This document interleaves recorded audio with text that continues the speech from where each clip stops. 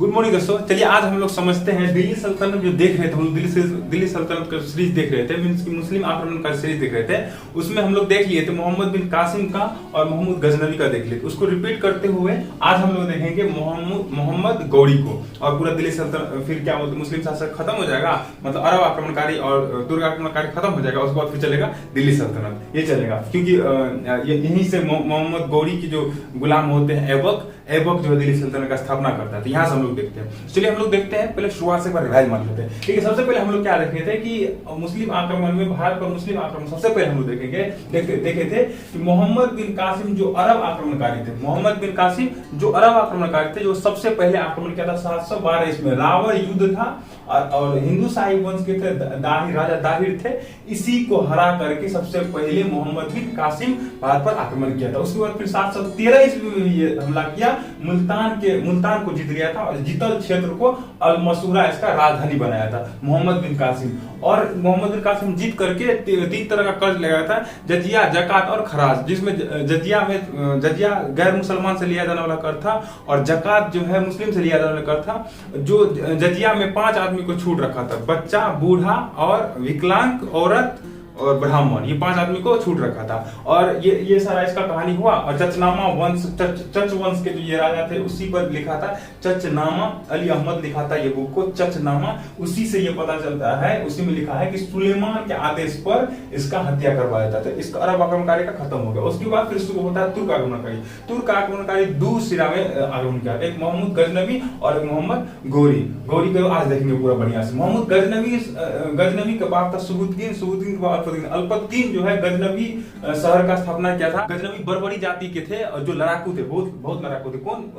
गजनवी के बाप सुबुद्दीन का अल्पतकीन, वही स्थापना किया था। गजनवी सुबुद्दीन क्या था, गजनवी शहर का स्थापना किया था। और याद रखिए सुबुद्दीन 950 ईस्वी में, कितने में?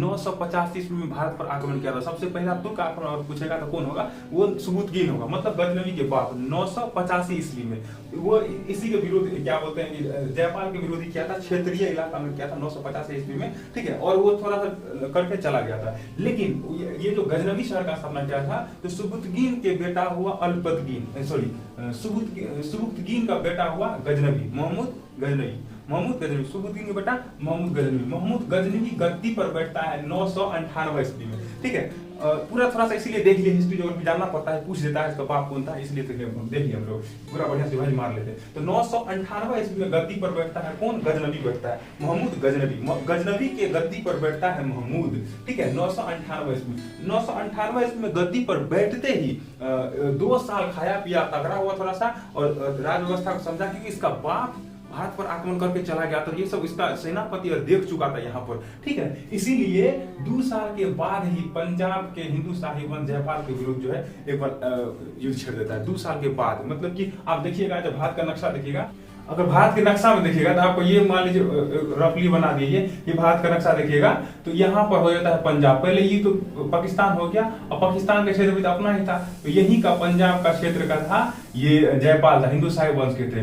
यही पाकिस्तान अपने में था, तो यहीं पर इसका बाप किया था, कौनवें बाप किया था। और 1000 ईस्वी में ये भी मोहम्मद गजनवी भी 1000 ईस्वी में यहाँ पर करता है, यहाँ पर हमला करके चला जाता है। ठीक है, यहाँ पर हमला करके ये चला जाता है। चल जाने के बाद जब समझ जाता है कि भाई यहाँ पर मतलब कि उतना योग नहीं हम कर सकते हैं, ये छोटवा फिर से आया 1001 ईस्वी में। और 1001 ईस्वी में पूरा एकदम तान बान सेना बना के साथ आया था, मीन्स की पूरा तैयारी के साथ आया था और जयपाल को हरा देता है। भैया 3 बार हारा जयपाल, एक बार इसका बाप से हरा था और एक बार 1000 ईस्वी में हारा। और तो पहला युद्ध अगर बोल दिया, पहला इसका अपने जीवन को पहला युद्ध अगर कह दिया, भारत पर पहला आक्रमण कह दिया तो 1000 ईस्वी में। दूसरा आक्रमण हुआ 1001 ईस्वी में जयपाल के विरुद्ध, जयपाल को 3 बार हारना पड़ा, इसका बाप से भी 1000 ईस्वी में, 1001 ईस्वी में। यही हार का सामना न करके, ये हार का जो बार बार इसको हार मिला जयपाल को, इस हार से जयपाल खुद को आत्महत्या कर लिया। ठीक है, तो आत्महत्या इसको, जबकि आत्महत्या नहीं करना चाहिए।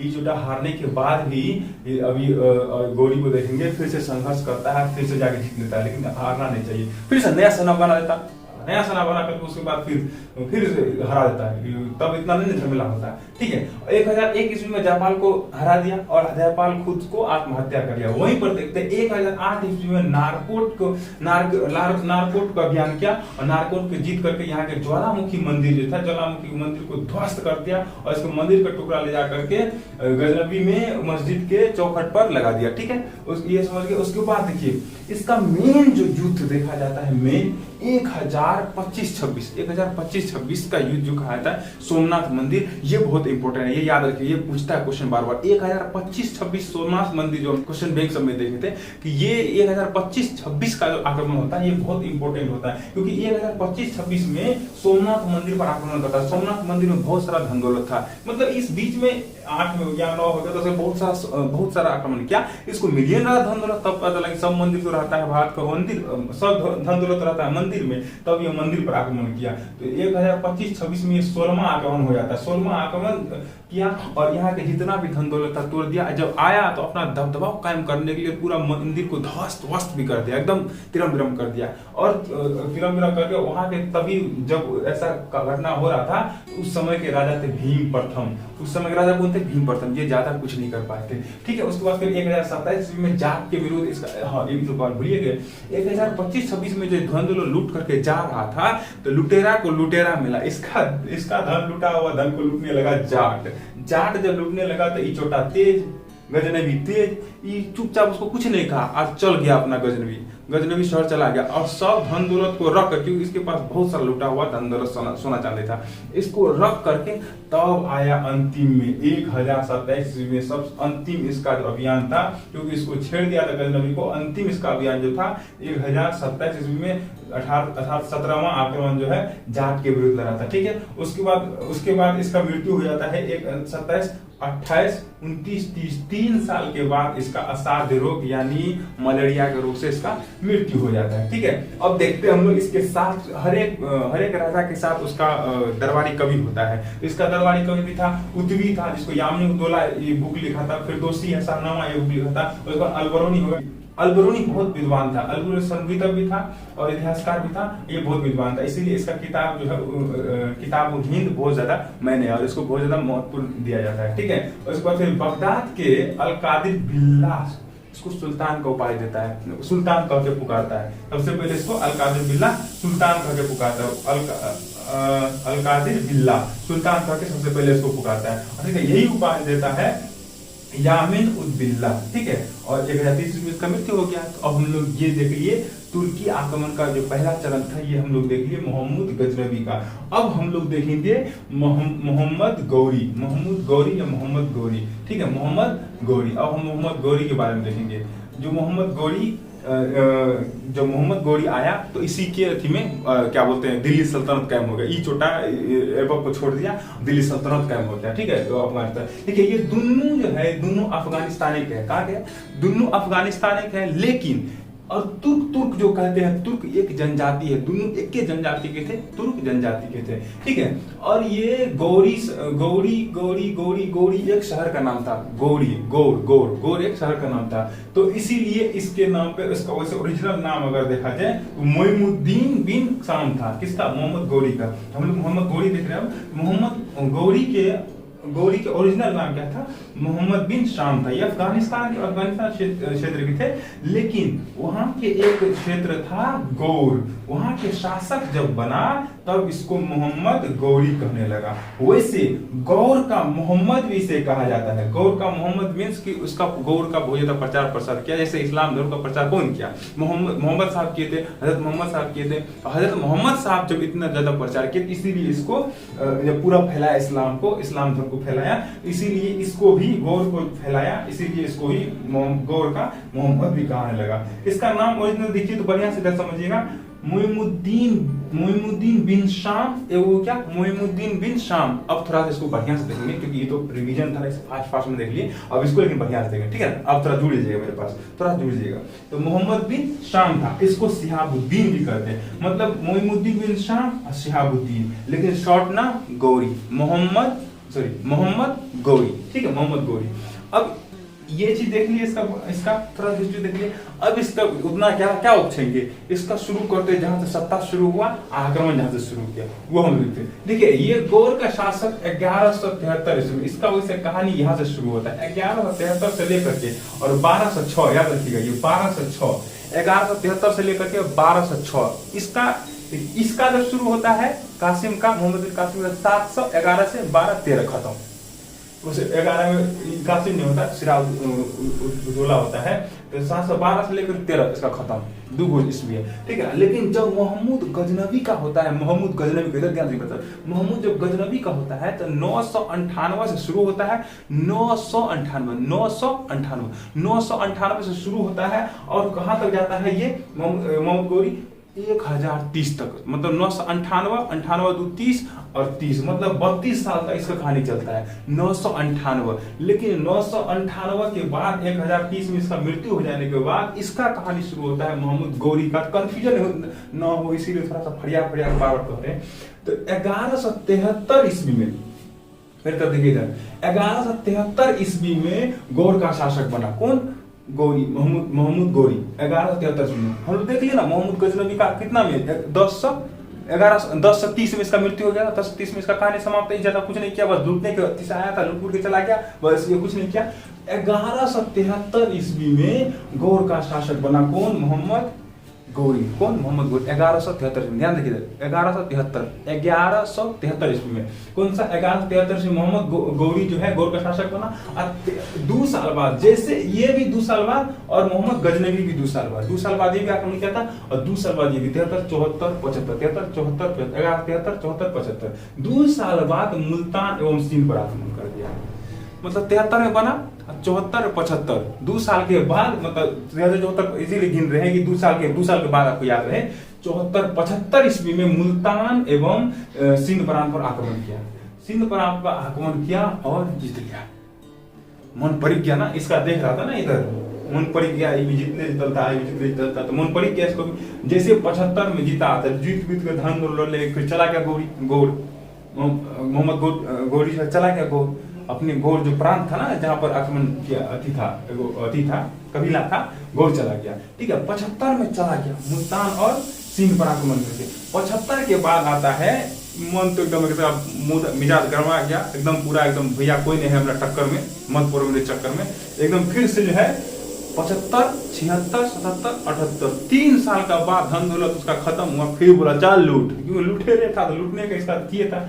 75 76 77 78 3 साल के बाद, मतलब 1178, ध्यान रखिए मेरे तरफ, 1178 में ई गाने में बढ़िया ध्यान रखिएगा। 1178 इसमें पाटन, जिसका नाम वर्तमान में गुजरात है, गुजरात में पड़ता है पाटन, आक्रमण कर दिया 1178 ईस्वी में। 1178 में बढ़िया सुनिए, 1178 ईस्वी में किया तो ये पता नहीं था, यहाँ पर था भीम द्वितीय बड़ी खतरनाक था, ये भीम द्वितीय बड़ी खतरनाक। 1178 जैसे पाटन पर आक्रमण किया तो माउंट आबू पर लड़ाई हुआ, बुरा तरीका से हराया इसको, गौरी को बुरा तरीका से। कब?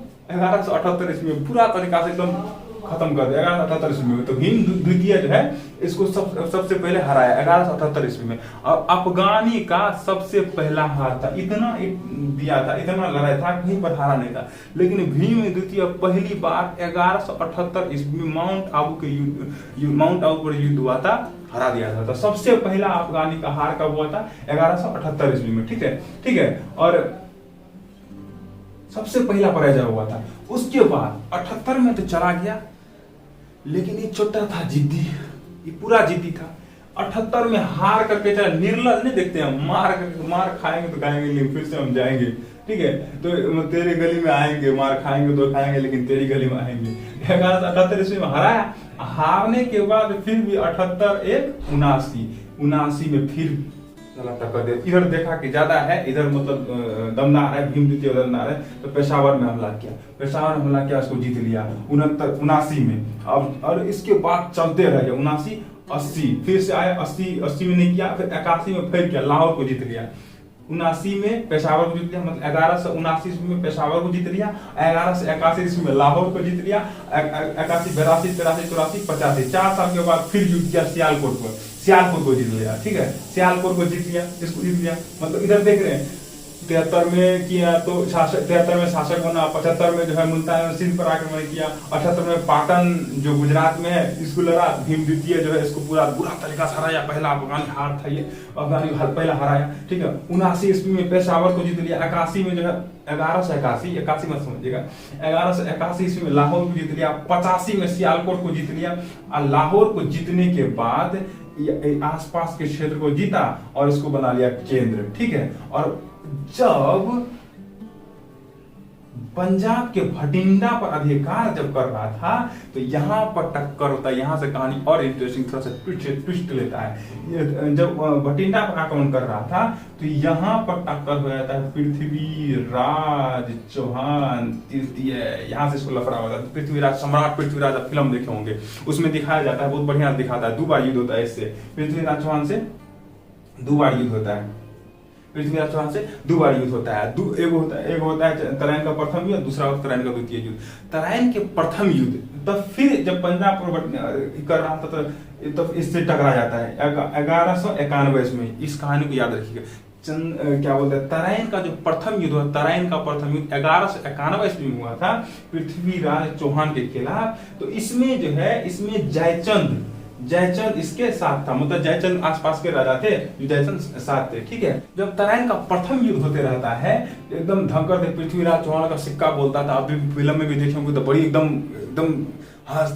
दिखाया जाता है, एकदम पूरा जोश जुनून वाला दिखाया जाता है। तो पृथ्वीराज चौहान जो है बहुत एकदम ताकतवर थे, पूरा हष्टपुष्ट थे, ठीक है। तो तराइन का प्रथम युद्ध योग्य थे, पूरा शासक के योग थे। प्रथम युद्ध जो होता है तो इसमें इसके गाथा को सुनकर के संयोगिता जो जयचंद के पुत्री होती है, मने मन इससे करने लगता है। कौन? इससे लव, पृथ्वीराज चौहान से करने लगता है लव, जयचंद के बेटी। लेकिन यहाँ पर गलती पृथ्वीराज चौहान से ये हुआ कि जब पृथ्वीराज चौहान तराइन के प्रथम युद्ध में इसको मोहम्मद गौरी को हराया था तो इसको जीवन दान दे दिया, जिंदा नहीं छोड़ा, मतलब कि जिंदा छोड़ दिया। और इस सबसे जिंदगी का कहा जाए तो सबसे इसका बुरा दिन था, ये बेकार दिया, इसको क्षमा नहीं करना चाहिए। वैसा आदमी को क्षमा करना चाहिए, लेकिन उस आदमी को क्षमा करना चाहिए जिसको गलती का एहसास हो। मान लीजिए आप हमको एक चटकन मारिए, ठीक है, आपको अगर गलती से मरा गया, एहसास है कि मरा गया है, तो फिर आपको छोड़ देंगे। लेकिन एक चटकन मारे, अब फिर देख रहे हैं कि गुस्सा में मारे, अब फिर मारने का मूड बना रहे हैं, फिर मारने, मतलब आपका मनोभावना क्या कह रहा है कि मारेंगे, नहीं छोड़ना चाहिए, उसको मारना चाहिए, मतलब कि तब माफी काफी नहीं मिलना चाहिए, मार देना चाहिए, छोटा है तो हमने मारेगा तो, मतलब कि भावना आपका क्या है इस पर डिपेंड करता है। ये क्या किए पृथ्वीराज चौहान, क्या किए, सबसे बड़ी गलती इसकी ये होगी, यहाँ पर इसको छोड़ दिए। किसको? तराइन के प्रथम युद्ध में मोहम्मद गौरी को पृथ्वीराज चौहान छोड़ दिए, जीवन दान दे दिए। और जीवन दान जब दे दिए तो 1 साल में कहानी इधर गुजर गया भाई बाप। 1 साल में कहानी ये गुजरा कि ये संयोगिता जिस जयचंद की पुत्री इससे लव फंस जाती है, इससे लव करने लगती है मने मन इसका, क्योंकि जब इसका योग, जब इसका गाथा सुना ना पृथ्वीराज चौहान का, तो संयोगिता इससे लव कर बैठी। और ये इस जयचंद को पसंद नहीं था, जबकि मान लेना चाहिए अगर योग्य लड़का है। आजकल एक वीडियो देख रहे थे, उसमें अपनी एगो जो लड़का को पकड़ के मार रहा था, मतलब काहे हमरा बेटिया को कुछ कहा, काहे हमरा बेटिया को मारता है, तो पकड़ के मार रहा था। संयोग से उसका दोस्त जो सरकारी नौकरी वाला है वो लेते आता है, ज्वाइनिंग लेटर लेते आता है, तो दिखाता है, बोले ले दोस्त है ज्वाइनिंग लेटर आया, देखता है इसका, दामाद जी की जय, मतलब सिर्फ योग्यता पर भैया, किसी के साथ तो शादी हो गया करता, तो पृथ्वीराज चौहान को कम था, योग्य था, मान लेना चाहिए कि यही दामाद में क्या हो जाता है। तो इतना कहानी तो नहीं आगे बढ़ता, लेकिन क्या करिएगा, विधि का विधान यही था, कहानी तो आगे बढ़ना ही था। तब क्या करता है कि ये जो संयोगिता इसको जो पसंद करने लगते हैं पृथ्वीराज चौहान को, तो ये बात इसको हजम ही नहीं होता है। किसको? जयचंद को हजम नहीं होता है। तो जयचंद फिर से जो चला गया होता है, चोटवा गौर जो चला गया, मोहम्मद गौरी जो चला गया रहता है, इसको फिर से न्योता देता है कि चलो हमरा बेटिया को ही पटिया लिया है, हमरा बेटिया ऐसे फंस गया है, और ये हमारा बात नहीं मानता है। इसका और कहानी है, दरबारी बना करके जयचंद भी इसका अपमान करता है। दरबारी उस फिल्म में देखे होंगे, ये दरबारी बना करके और पुतला बना देता है, और पुतला बना करके और इसको दरबारी बना, इसको न्योता नहीं देता है, पुतला बना करके मतलब इसका बेइज्जती कर रहा होता है। तो एक भरे दरबार में आता है और संयोगिता उठा के लेके चल जाती है। इस फिल्म में भी देखिएगा, पृथ्वीराज चौहान भरे दरबार में आता है, दरबार लगा संयोगिता ब्याह करने के लिए, संयोगिता का उठा करके चला जाता है। तो इसका अपमान हो जाता है, पूरा आस पड़ोस के राज्य में फैल जाता है कि भैया जयचंद का अपमान कर दिया। तो इसको खुद मुची रहने लग गया। तो ये क्या किया, न्योता दिया महमूद गौरी को, भेजा संदेशा कि भैया हम आ, तू आ, तोरा हराया है ना, ई पृथ्वीराज चौहान तोरा हराया है ना, हम तोहर साथ देते हैं, क्योंकि हमारा बेटिया को पटिया लिया है, हम तोहर साथ देते हैं, चल इसको हराते हैं पृथ्वीराज चौहान को। और ये सबसे गलती यहाँ पर ये किया। आप जानिए, आपका घर कैसनो है तो घर है, हमारा भारत है। अगर मान लीजिए हमारा भैवारी में कोनो चीज दिक्कत हो रहा है, ठीक है कोई बात नहीं, हमारे घर जैसे भी हम समेट लेंगे, लेकिन हमको क्या जरूरी है कि हमारे घर के दुश्मन को जो लड़ाई हो रहा है उससे जा करके अपना हम उससे जा करके इस लड़ाई के बारे में अपना हम बात करें। ये तो फुटिए न डालेगा, हाँ साला हमारा मारा था, इसको छोड़ेंगे नहीं, भले इसको तो फुटेबे न करेगा, मारबे न करेगा। तो ये सबसे बड़ा गलती किया था जयचंद। यहाँ कहानी था इसीलिए थोड़ा सा बढ़िया समझा दिए। 1192 ईस्वी में फिर से जयचंद साथ दिया गौरी का, और तराइन का द्वितीय युद्ध शुरू हो गया। तराइन का द्वितीय युद्ध 1192 में तो हरा के भजाया था इसको, लेकिन 92 ईस्वी में फिर से कहानी शुरू हो जाता है। जब जयचंद इसको बता दिया, गौरी को सब कुछ खुफिया जानकारी तो बता दिया होगा, तो यहाँ पर हो जाता है पृथ्वीराज द्वितीय का पराजय। क्योंकि जयचंद बोला घर का भेदी लंका ढावे। रावण का हार इसीलिए हुआ था क्योंकि उसका भाई राम को ढोढ़ी में प्राण है वो बता देता है, मीन्स कि बहुत ऐसे राज बता देते हैं जो रावण को हराया। सेम वही जयचंद बहुत सारे राज बता देते हैं जो गौरी जान करके पृथ्वीराज चौहान को हरा देता है। और यहाँ चोटवा ये तो जीवन दान दे दिया था, लेकिन ये तो खिसियाल था ही क्योंकि ये जहरीला सांप था, इसमें तो पूरा फन था। ये छोटा बुरा तरीका से मार देता है पृथ्वीराज चौहान को बुरा तरीका से मार देता है। B.S. स्मिथ इतिहासकार है, इसका कहना था कि भारत पर जो तुर्की का अति साम्राज्य था वो यही ये तराइन का द्वितीय युद्ध डिसाइड कर दिया था कि भारत पर मुस्लिमों का साम्राज्य छा गया है। लेकिन जो इसके बाद वाला जो भी कुछ घटना है ये तो सिर्फ एक परिणाम मात्र है, डिसाइड हो गया था यहीं पर। होता है ना कोई व्यक्ति देखिएगा कि मन से उतर जाता है लेकिन मन रखने के लिए उससे भी बात कर लिया जाता है, ठीक है। तो ऐसा है। B.S. स्मिथ का कहना है कि तराइन का जो द्वितीय युद्ध था ये ही डिसीजन कर दिया था कि भारत पर जो है मुस्लिमों का वर्चस्व छा गया, लेकिन जितना और सारा युद्ध हुआ वो एक क्या बोलते हैं परिणाम मात्र था, मतलब कि सिर्फ चिन्हित करना था कि ले हम तोहर गुलाम है, ये ले तोरा हम गुलाम बना ले, ठीक है। अब कहानी और शुरू होता है। आप एक चीज बताइए, जो जयचंद जो गौरी को बुलाया था, गौरी तो वैसे खगवाल था, तो जयचंदमा को छोड़ेगा ये गौरी? जो दुश्मन को बुलाया है अपने घर में न्योता दिया है, तो दुश्मन कहीं छोड़ेगा? वो तो मौका खोज रहा था कि अब जैसे कोनो फिल्म में देखे होंगे कि मतलब उससे काम ले लेता है, जब उससे काम हो गया जो ठाए मर गया उसको भी मार देता है। तो सेम वही घटना यहाँ पर ये दोहरा गया। जब महमूद गौरी का काम हो गया, जयचंद काम लेकर के अब पृथ्वीराज चौहान को हरा देता है, तो जयचंद को क्या कहता है, ए भगवान अब तो हम हरा दिए, अब इससे टक्कर लेने का कोई था ही नहीं, अब तू भी मेरे अंदर में काम करो।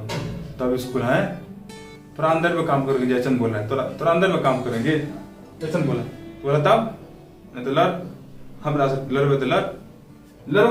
जयचंद को बोला लड़ो, तो इसका दिमाग में चक्री आ गया, ये भैया तो जुल्म कर दिया, बहुत गलती कर दी भैया इसको बुला करके, मतलब क्या बोलते हैं कि गौरी को बुला करके भले ही भगा दिया था, बेकार गलती कर दी। हम अपना था तो कोनो अपने था, लेकिन ये क्या कर दिया, हम तो अपने अब हम ही को शासन करना शुरू कर दिया। बोला कोई बात नहीं, अभी पृथ्वीराज चौहान हारा है, हम हारे नहीं है, चलो लड़ते हैं। लड़ा चंदावर का युद्ध, 1194 ईस्वी में। लेकिन आप भी जानते हैं जब पृथ्वीराज चौहान को जब ये हरा दिया गौरी, पूरा तान बान शान के साथ आया था, जब पृथ्वीराज चौहान को हराया था तो जयचंद इसके लिए कुछ भी नहीं था। इससे बहुत बड़ा ताकतवर था पृथ्वीराज चौहान, जयचंद इसके लिए कुछ नहीं था। तो 1194 ईस्वी में चंदावर के युद्ध में इसका हो जाता है हार। इसका गढ़वाल के शासक था जयचंद, गढ़वाल का था शासक, इसका हार हो जाता है 1194 ईस्वी में जयचंद का। ठीक है, 1194 ईस्वी में।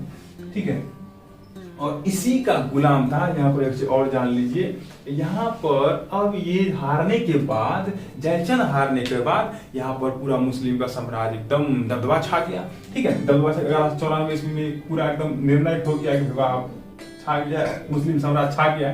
ठीक है, तब यहीं पर सुनिए, मोहम्मद गौरी के गुलाम था ऐबक, कुतुबुद्दीन ऐबक। मोहम्मद गौरी के गुलाम था कुतुबुद्दीन ऐबक। एकर सेनापति था बख्तियार खिलजी। ये सब जो लड़ने के लिए आया था तो 3 गो गुलाम था। यहाँ पर देखिए, कुतुबुद्दीन ऐबक, यादव और कुवाजा।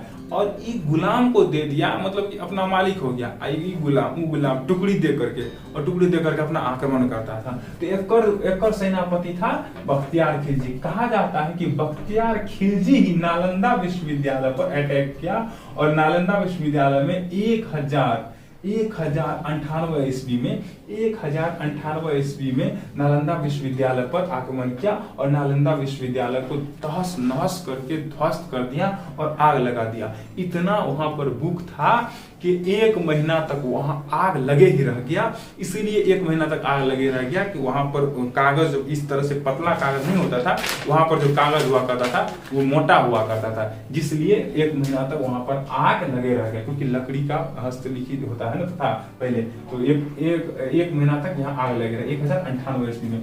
अब यहाँ सुनिए, 1298 युद्ध किया, यहाँ देखिए 94 में युद्ध किया, 98 में यहाँ नालंदा विश्वविद्यालय कर लिया, 98 99 1205 ईस्वी में, याद रखिए 21 साल पीछा बोलते हैं। 1205 ईस्वी में इसका अंतिम अभियान था। पंजाब के क्षेत्र खोखर जाति था, खोखर जाति था। तो 1205 ईस्वी में सबसे अंतिम अभियान जो किया था मोहम्मद गौरी, सबसे अंतिम अभियान 1205 ईस्वी में पंजाब के खोखर जाति के विरुद्ध था, ये किया था। ठीक है, ये टकरा गया खोखर जाति से, और इसमें से शायद कोई रह गया होगा, यही इसका प्राण लेता है। आगे हम लोग देखेंगे बढ़िया से। ठीक है, बख्तियार खिलजी यहाँ पर और सब सेनापति था। बख्तियार खिलजी और सब और सेनापति था। ये देखें बख्तियार खिलजी, ये नालंदा विश्वविद्यालय को ध्वस्त करते हुए बख्तियार खिलजी 1203 ईस्वी में, मतलब 98 में इसको ध्वस्त किया, 1203 ईस्वी में बिहार पर आक्रमण किया, 4 ईस्वी में बंगाल पर आक्रमण किया, 6 ईस्वी में असम पर आक्रमण किया। ये सबको जीतते चला गया बख्तियार खिलजी, ऐबक के सेनापति। और 1206 ईस्वी में दमियक नामक स्थान था। आप बोले थे ना 1205 ईस्वी में जो अंतिम अभियान किया था खोखर जाति के विरुद्ध, इसी में से एक आदमी मिला, रामलाल खोखर। रामलाल, हमारा बिहार में बहुत रामलाल ज्यादा बहुत फेमस है मैथिली कॉमेडी के लिए। तो वही रामलाल खोखर जाति के थे। यही इसका हत्या कर दिया दमियक नामक स्थान पर। जब ये लूट के चला गया था, तो पता नहीं कैसे क्या इस रहस्य बनल है, लेकिन इतना था कि 1206 ईस्वी में दमियक नामक स्थान पर रामलाल खोखर ने इसका हत्या कर दिया। यहाँ पर सवाल उठता है, इसीलिए हम आपको बोले कि यहाँ रस्म बना हुआ है कि जब 6 में चला गया था, 5 में थी करके चला गया था, फिर 6 में फिर खोखर कैसे रुक गया। हमको ऐसा लगता है कि खोखर जो लूट करके जा रहा होगा उसी में घुस गया होगा रामलाल घुस करके इसका हत्या, उसमें करीबी बन करके इसका हत्या कर दिया, ऐसा हमको लगता है। ठीक है, गजनी का हत्या कर दिया। ठीक है, और इसका जो दफनाया गया, गजनी को दफनाया गया, महमूद गजनी को दफनाया गया, गजनी शहर जो था, जो उसका था, वहीं पर दफनाया गया। देखिए यहाँ पर, जिसके लिए तू इतना कर रहा था, जिस साम्राज्य के लिए, ले उस मिट्टी में मिल जाओ। तो ये गजनी अपनी मिट्टी में मिल गया। अब देखिए यहाँ पर गौरी के 3 गो गुलाम था, याद रखिएगा, कुतुबुद्दीन ऐबक, यादव और कुवाजा। गौरी के 3 गो गुलाम, ऐबक, यादव, कुवाजा। ये ऐबक, यादव, कुवाजा, 3 गो गुलाम। ऐबक, यादव, कुवाजा, ऐबक, कुतुबुद्दीन ऐबक, यादव और कुवाजा। आ रहा दिमाग ना? हम बड़ी भूसकोल है, इसीलिए आप लोगों को भूसकोल तरीका समझाते हैं। हमको जल्दी नहीं समझ में आ रहा था, याद नहीं होता था, तो हम फिर से दिमाग लगाते। एक चीज खासियत है भूसकोल आदमी का, जब उसको समझ में आता था ई था, तो उसको जल्दी भूलता नहीं है। ऐसा ही मेरा हाल है, जो समझ में आया था याद हो जाता था, फिर जल्दी भूलते नहीं हम। अब एकदम लगता है कि हाँ समझ में आ गया। जब तो समझ में आता तो मन में शुरू चलते रहता, सवाल एकदम चलते रहता है। ठीक है, तो इसका तीन गो गुलाम था, एबक, याल्दोज और कुबाज। और ई एबक महमूद गौरी के जो बेटी था, इसको बेटा नहीं था, सेनापति गुलाम था। गुलाम समझते ना, खरीदा जाता है गुलाम, ये गुलाम था एबक, 3 गो गुलाम था। और गौरी को बेटा नहीं था, इसको था बेटी। ये बकवा क्या गया, इसके बेटियों को फंसा लिया। वैवा क्या बोलते हैं, राजा के बेटी को फंसाया, कुछ न कुछ तो फैलाया। तो यहाँ पर ये गौरी जो है, ये कुछ क्या बोलते हैं, गौरी जो है ये कुछ नहीं किया, जो किया था जयचंद की गलती को न दोहराया। और गौरी जो है एबक को अपना दामाद स्वीकार कर लिया, क्योंकि ये देखा कि भैया एबक वो तो योग्य न है। इसको अगर ये जयचंद मान लेता कि पृथ्वीराज चौहान योग्य न है, चलो संयोगिता तू इसी के पास रह जाओ, तो इतना कहानी ही नहीं होता, फिर दिल्ली सल्तनत ही नहीं बनता। देखिए एक छोटी छोटी जिंदगी कितनी बड़ी इतिहास बना दिया। ठीक है, तो गौरी जो है, गौरी ये एक्सेप्ट कर लिया एबक को, बोला ले तू मेरा बेटी से शादी कर ले, ब्याह कर लिया। और ये ब्याह करने के बाद एबक जब एबक को क्या किया था, बोला तू लोग जितना जीता हुआ क्षेत्र है इसको राजधानी बनाया दिल्ली को एबक, और ले तू ले ले। समझो दहेज में गौरी जो है एबकवा को दे दिया, एबक कुतुबुद्दीन एबक को दे दिया, भारत जीत करके समझो लिख के दे दिया, क्योंकि बेटी को फंसा लिया था, बेटा था ही तो कौन लेगा लोग हाथ, तो नहीं ये नहीं लेगा, संयुक्त यही ले लिया। और एबक से यहाँ से शुरू होता है आपका दिल्ली सल्तनत। एबक का गुलाम था इल्तुतमिश, फिर यहाँ से पूरा कहानी चलता है। तो अब हम लोग अगला वीडियो देखेंगे, वो दिल्ली सल्तनत का देखेंगे। कितना मजा है ये हमको जरूर कमेंट बताइएगा, हमको खुद बताते हुए बहुत मजा आया, हमको लगता है आप लोग को भी मजा आया होगा। अंतिम तक देखे तो ये बात मेरा सुन रहे होंगे। ठीक है, फिर यहाँ से चलता है दिल्ली सल्तनत, अगले वीडियो हम लोग देखेंगे। कितना मजा है कमेंट करके बताइएगा, और इसको सब्सक्राइब करें ताकि नया नया आप लोग वीडियो जो देते रहेंगे ना, ये पूरा अपडेट होगा, इतना मजा तरीका से देते रहेंगे, तो आप तक नोटिफिकेशन खट से जाएगा, तब क्लिक करके देख लीजिएगा। ठीक है ना, घंटी बजा दीजिएगा तब नोटिफिकेशन जाएगा, सब्सक्राइब के नाम कर देता है, घंटी नहीं बजाता, घंटी टाइप कर जाता है तो फिर नोटिफिकेशन नहीं आता, फिर कभी चला गया जैसे घंटी बजाती है। ठीक है, मिलते हैं अगले वीडियो में, तब तक के लिए जय हिंद।